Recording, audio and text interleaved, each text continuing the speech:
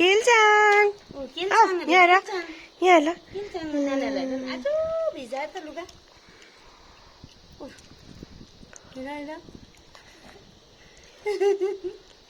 के मजा हौ मैला मैला देख्यो नि अहिले मिलो फिस किन खिलाएको भन्छ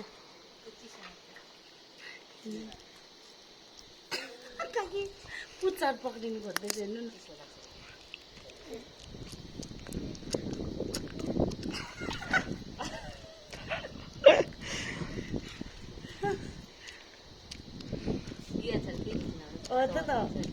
म त डर लाग्छ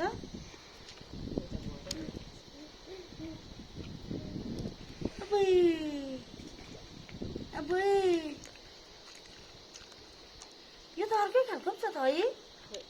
त्यसले रोक्छ नि हो